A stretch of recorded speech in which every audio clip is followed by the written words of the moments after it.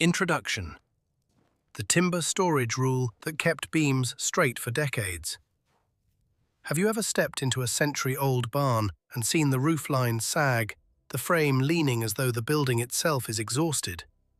And then, on the other side of the world, stood before a Japanese temple or a European cathedral that has endured 1,000 winters without bending an inch.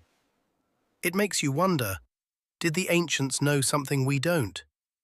We like to imagine they had better forests, better luck, maybe even something mystical. But wood has always been the same. It warps, it twists, it rots. Time attacks it without mercy. So how did their structures survive while our modern fences and decks twist apart in a decade? The truth isn't magic, it's a rule. A quiet, disciplined principle based on the biology of the tree itself. How it grew, how it was pared, how it was stored, and how its memory was honored. It's a rule modern construction has nearly forgotten. Welcome to Historia Prime. Today we uncover the timber pairing rule, a philosophy practiced by the Miyadaiku master carpenters of Japan and the Old World builders of Europe. We'll explore why wood moves, why it sometimes cracks with the sound of a gunshot in the night, and how understanding this biological synchronization can transform the way you build anything, from a small bench to a survival shelter. This is the story of how to build things that refuse to die. Part 1. The Memory of the Mountain. To understand the timber pairing rule, we first have to understand the wood itself. And this is where the modern world stumbles. Today we treat wood like steel or plastic, cut, graded, kiln-dried, and assumed to be identical no matter where it grew. But the ancient builders knew a truth we've almost forgotten. A tree is not a uniform material, it is a biography. It remembers. Japanese master carpenter Tsunekazu Nishioka, who restored the Hōryū-ji temple, the oldest standing wooden structure on Earth, often said, "Tree minds and human minds are the same." What he meant becomes clear in his most famous instruction. Buy the whole mountain, not just the trees. Because wood grows with the mountain's rhythm. A tree on the sunny south slope grows fast, wide-ringed, soft, eager to move. A tree on the cold north slope grows slowly, tightly, stubbornly. If you force these two opposite lives into the same frame, one beam fast, one beam slow, you build tension into the bones of your structure. Over years, one pulls, the other resists. The joint distorts, the roof twists. Eventually the building loses the fight. And this is the heart of the timber pairing rule, synchronization. Traditional carpenters treated wood not as geometry, but as biology. North slope trees belonged on the north side of the building. South slope trees belonged on the south. The structure allowed each beam to continue living the way it had in the forest. When the histories match, the movement matches.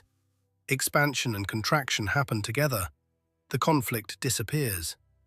That is why Hōryū-ji, built in the year 607, still stands straight. Nishioka believed it could stand another 2,000 years, because every beam in that temple was chosen not for appearance, but for its remembered life. And meanwhile, we struggle to keep a simple fence from warping after a single winter. Part 2. The Physics of the Living Sponge.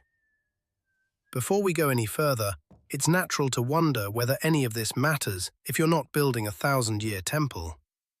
Maybe you're making a table, maybe a shed, maybe a small off-grid cabin. But the truth is that the same physics that governs a temple beam also governs the cutting board on your kitchen counter. Wood behaves according to laws it never negotiates, and if we ignore those laws, the material always wins. Wood is hygroscopic. That single word explains nearly every success and every disaster in carpentry. It means wood breathes, quietly, constantly. It absorbs moisture when the air is heavy, and it gives that moisture back when the air is dry.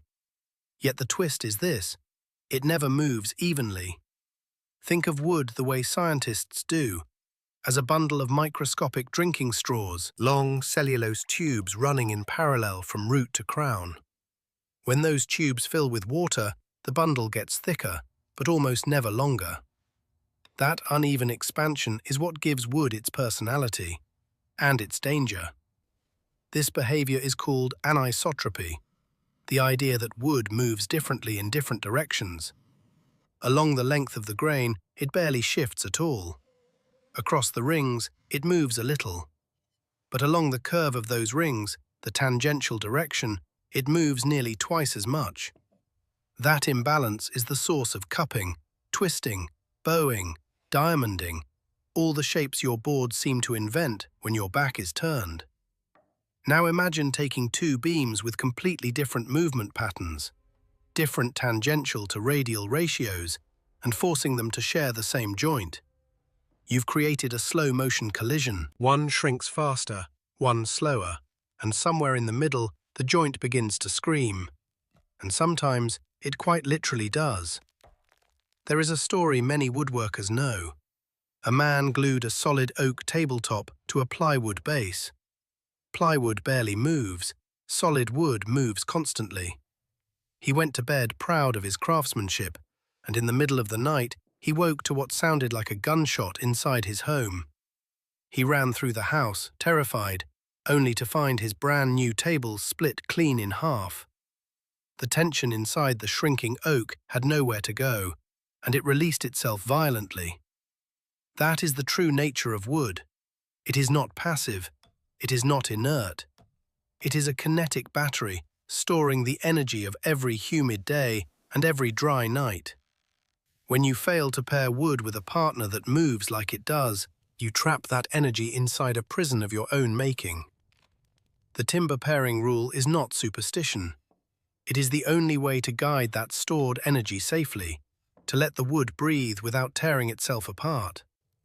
And once you understand this physics, even the smallest project begins to reveal just how alive your materials really are.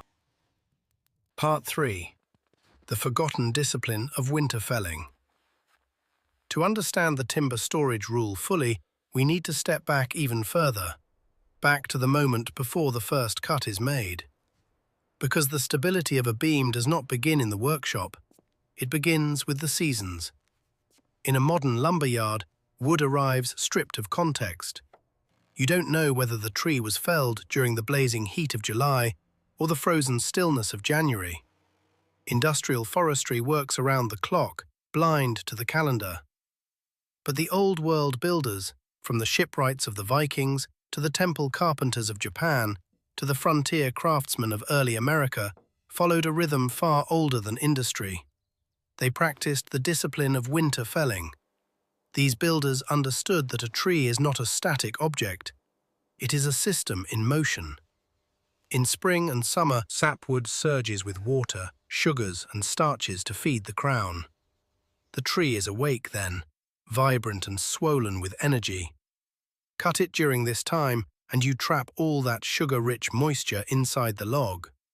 And once trapped, two things begin to happen, both disastrous. The first is a biological invasion. Sugars attract life, and a summer-cut log becomes a banquet for mold, beetles, and fungi. Decay begins long before the wood ever sees a saw. The second disaster unfolds invisibly. Because that moisture is free water, the log dries violently. It cracks, it warps, it twists itself into shapes no carpenter can predict. The wood is fighting to release everything it was never meant to hold. That is why the early builders waited. They felled trees only when the world was cold and silent, late autumn through the depth of winter. During dormancy, the sap retreats. Starch levels fall. The tree sleeps.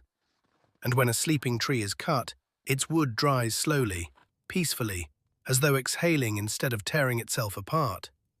It seasons into timber that is harder, denser, more stable, and naturally resistant to rot, without a single drop of chemical preservative. The ancients didn't call this science. They called it understanding. They watched beetles avoid winter wood. They watched moss reveal the moisture of a trunk. They practiced what we might now call biological literacy, the ability to read the forest without a microscope. And the lesson they left us is simple and powerful. If you want timber that lasts, you must honor the tempo of nature. So, if you ever harvest your own trees, whether for a cabin, a shelter, or a single post, remember this rule written in frost. Patience is your preservative. Cut only when the forest sleeps. Part 4. The Storage and Pairing Protocol. Now that the timber has been chosen with care, cut in winter, selected from the same slope, the question becomes simple but decisive. How do you store it, and how do you pair it so that it stays straight for decades? This is the moment when the timber pairing rule stops being philosophy and turns into a physical craft. Every beam, every orientation, every breath of air around the wood matters. We begin with something deceptively small, the orientation of the heart. If you look at the cross-section of a log, you see two worlds. On the outside sits the sapwood, young and thirsty, always the first to shrink. At the center lies the heartwood, older, denser, far more stable. Japanese temple carpenters would study these rings the way a doctor studies bone density. And when they paired beams, whether for pillars or rafters, they aligned the heartwood facing inward, or they mirrored the curvature of the rings so both beams bowed in harmony. Because if one beam dries heart side up and the other heart side down, they bend away from each other, like two stubborn brothers. Rooflines ripple, walls twist. But if they are mirrored, if their memories align, they move together. The structure settles softly instead of fighting itself. Then comes the rule that modern builders almost universally ignore: acclimatization. We buy kiln-dried lumber, haul it into a building site, and install it within hours. And we assume it is ready. But kiln drying only presets the moisture level. The environment finishes the job. If the wood enters a home that demands more or less humidity than the kiln provided, it will immediately begin to drink or sweat to achieve equilibrium. And if you build with it before it finishes this adjustment, every joint you make is built on shifting ground. That is why traditional carpenters stickered their wood, raised it with spacers, let the air flow around each side, rotated the boards as though tending to a patient recovering from surgery.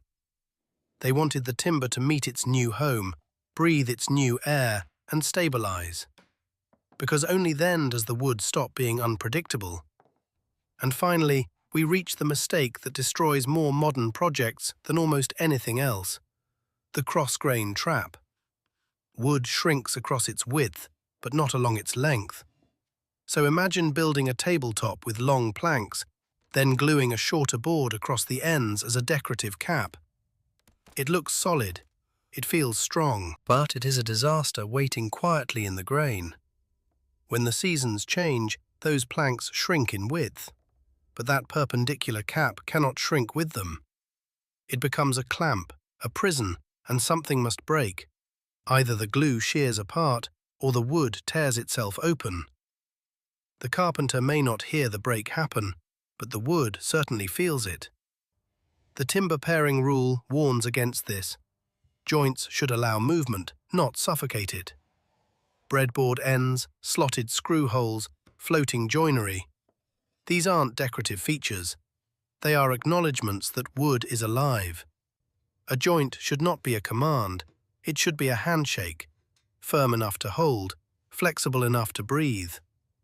When you store timber with patience, orient its heart with intention, and pair grain with grain, you're no longer forcing wood into obedience, you are collaborating with it. And in that collaboration lies the secret to beams that stay straight. Not for years, but for generations. Part 5. A Tale of Two Buildings. To understand the power of the timber storage rule, it helps to see it not as theory, but as consequence.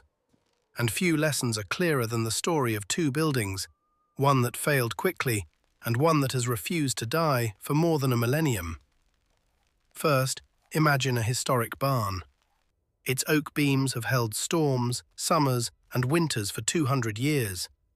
Eventually, one beam rots, and a well-meaning builder decides to save the structure. He removes the ancient oak and replaces it with a brand new pine beam, kiln-dried, bright, light, and eager to prove its worth. He bolts it into place with steel plates, tightening it down as if strength were only a matter of pressure. At first, everything looks perfect. But inside the joint, two different histories begin to collide. The old oak has already completed its shrinking. Its movement is measured in fractions of millimeters per decade. It is calm wood, settled wood. The new pine, on the other hand, is still wild.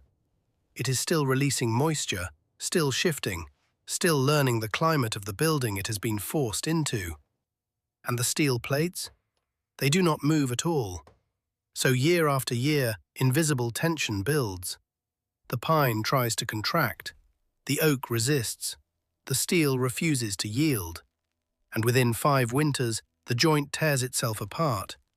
The wood fibers crush. The faces of the joint polish against each other, as if grinding in protest. The barn fails not because the builder lacked skill, but because the materials were living in different timelines. Now compare that quiet tragedy with another structure. Hōryū-ji Temple in Japan. When Tsunekazu Nishioka dismantled part of the temple for maintenance, he discovered a secret hidden not in the carvings or the paint, but in the joints themselves. The ancient carpenters had never used nails. They never introduced rigid metal into living wood. Instead, they used wooden pegs made from the same forest, the same climate, the same biological rhythm. As the massive hinoki beams slowly dried over centuries, the pegs dried with them. They shrank together, they tightened together. The entire structure became more unified and more stable with age, like a tree trunk hardening into its own backbone. Everything was matched: the slope the trees came from, the age of the timbers, the density of the grain. The carpenters did not try to overpower nature. They sought to imitate it. They treated the building like a living organism, one that needed its joints to breathe, its beams to move in harmony, its materials to share the same memory. And because of that, a structure built in the year 607 still stands almost perfectly straight. Not despite time, but because of it. 2 buildings, 2 philosophies. One fights the nature of wood and collapses in a handful of seasons. The other cooperates with the nature of wood and survives more than 1,000 years. And the difference between them is not magic, nor miracle, only understanding. Part 6. The loss of gut knowledge. If the timber pairing rule is so powerful, then a painful question hangs over everything we've learned. Why did we stop using it? Why did we abandon a system that produced buildings capable of surviving 1,000 years in favor of methods that struggle to survive a single generation? The answer comes down to speed and to pride. At the turn of the 19th into the 20th century, the world shifted from craft to industry. Machinery replaced apprenticeships. Factories replaced forests. We invented saws that could rip through knots a hand tool would have respected. We built kilns that could dry wood in days instead of years. With every innovation, we gained efficiency, but we lost intimacy with the material. Slowly, almost imperceptibly, we stopped listening. Wood became a standardized product, something to be stamped, graded, wrapped and shipped. Grade A, Grade B, labels that judge its appearance, not its biography. The subtle knowledge, the instinctive understanding of how a tree lived, evaporated. The gut feeling that guided the ancients was replaced by paperwork and production quotas. An apprentice under Nishioka didn't learn from a manual. He learned by sweeping floors, sharpening blades, watching his master's hands, watching his eyes, watching how he approached a beam as though approaching a living thing. Nishioka made his students earn not just skills, but sensitivity. He believed you could not understand wood until you had served it, until you had touched thousands of surfaces and listened to thousands of knocks. Modern builders, by contrast, know the chemistry of wood glue, but they do not know the chemistry of tree sap in winter. They know how to frame a house in a weekend, but not how to read the rings of a mountain-grown cedar. This is what sociologists now call a collapse of biological literacy, the ability to work with nature instead of against it. And the cost surrounds us. We build disposable houses, structures designed to last 30 years, wrapped in layers of plastic because the wood beneath cannot withstand the weather alone. We build fast because we can, not because we should. And in doing so, we trade the 1,000-year durability of Hinoki timber temples for the convenience of a 24-hour lumberyard. The tragedy is not that we forgot a technique, it's that we forgot a relationship. Part 7. Applying the rule today. So after journeying through forests, temples, and centuries of forgotten craftsmanship, the question becomes unmistakably practical. What can we do with this knowledge now? Most of us will never build a 1,000-year pagoda. Most of us will never buy a mountain. Yet the spirit of the timber pairing rule is something we can apply anywhere, in a workshop, on a homestead, or in the smallest weekend project. And it begins with observation. Every board tells you how it wants to move. If you study the grain, if you notice the arch of the rings, if you feel the difference between radial lines and tangential curves, you'll stop fighting anisotropy and start working with it. A flat sawn board, with its wide arcs, is destined to cup. It is not a flaw, it is a prediction. Place it where that natural movement won't tear a joint apart, and suddenly the wood becomes a partner instead of a saboteur. Then there is patience, perhaps the hardest virtue in a world that rewards speed. When you bring lumber home, resist the urge to cut it the same day. Let it rest in the environment where it will live. Let it inhale and exhale until it finds equilibrium with your air. A few weeks of waiting now can prevent years of cracks, splits, and warped regrets later. And if you are someone who works your own land, the seasons become your quiet allies. Harvesting trees in winter is not superstition. It is science wrapped in tradition. When the sap is down and the forest sleeps, the wood you cut will dry with grace instead of violence. Fence posts, beams, rafters, everything you build from winter timber will last longer simply because the world was cold when the axe was lifted. Finally, and perhaps most importantly, design for movement. Wood never stops breathing, so your joinery cannot be a cage. Rigid glue and unyielding screws often create more harm than help. The old masters embraced floating panels, slotted holes, and joints that hold firmly, yet flex subtly.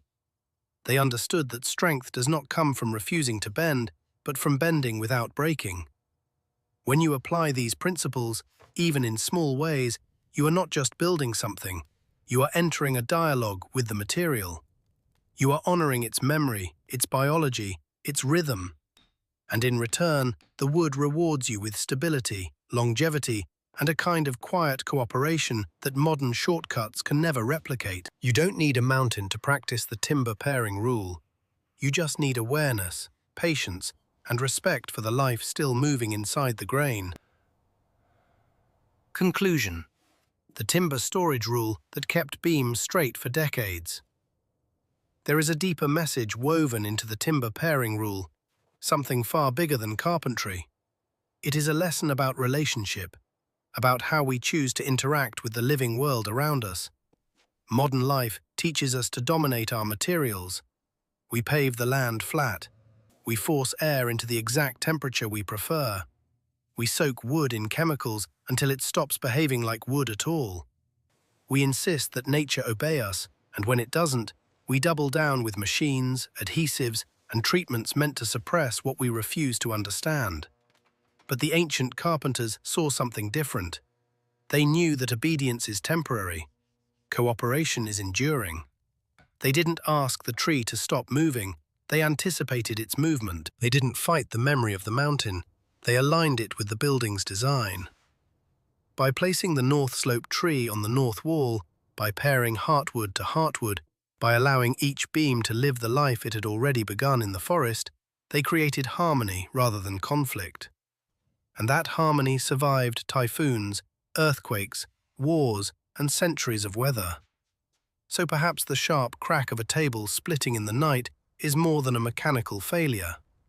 Perhaps it's the sound of the natural world snapping under the pressure of our insistence on control. The next time you pick up a piece of wood, pause. Don't just check the price or the size. Look at the rings. Trace the curve of the grain. Ask yourself where this life grew, what winds it leaned into, what soil it drank from, what battles it won to stand long enough to become timber in your hands. Ask yourself not, how do I make this obey me? But, how can I work with what it already is? Because, as Tsunekazu Nishioka taught, the tree has a second life. And if we show it respect, if we let it move, breathe, and remember, it can outlast every one of us. And this is Historia Prime. If you enjoyed this journey into the hidden science of craft, survival, and ancient knowledge, remember to like, subscribe, and join the conversation below. Tell me, have you ever had a project fail because the wood decided to move on its own? Until next time, observe carefully, build humbly, and let the material speak.